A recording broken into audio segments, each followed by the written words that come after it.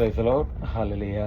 പ്രിയപ്പെട്ടവരെ, തിരുവചനത്തിലൂടെ ഈശോ നമ്മോട് പറയുകയാണ്, പുറന്തള്ളപ്പെട്ടവരെ അവിടുന്ന് ഒരുമിച്ച് കൂട്ടുമെന്ന്.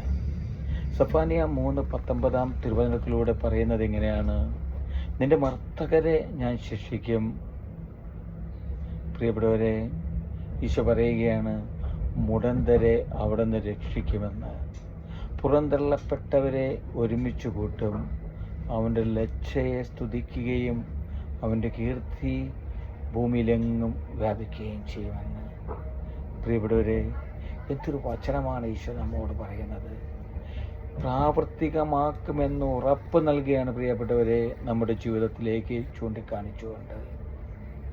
വഴിമുട്ടി നിൽക്കുന്ന അവസ്ഥകൾ, മുന്നോട്ടുള്ള ജീവിതത്തെക്കുറിച്ച് ആകുലപ്പെടുന്ന നിമിഷങ്ങൾ, പ്രിയപ്പെട്ടവരെ, ഈശോ പറയുകയാണ്, മുടന്തരെ ഞാൻ രക്ഷിക്കുമെന്ന്.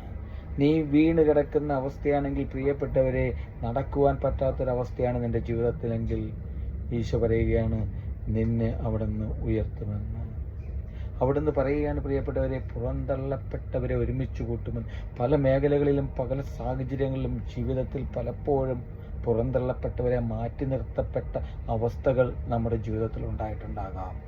പ്രിയപ്പെട്ടവരെ, ഒരിക്കലും മാറ്റി നിർത്താതെ മാറോട് ചേർത്ത് പിടിക്കുന്ന ഈശോ നമുക്കുണ്ടെന്നുള്ള കാര്യം നമ്മൾ ഒരിക്കലും മറക്കരുത്. ഈശോ പറയുകയാണ്, നീ ലജ്ജിച്ചിട്ടുണ്ടാകാം പലപ്പോഴും പല സ്ഥലങ്ങളിലും.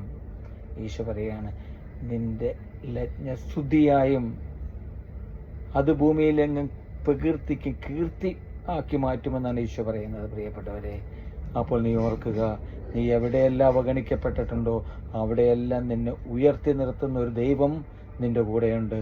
ഹല്ലേലൂയ, ആമേൻ.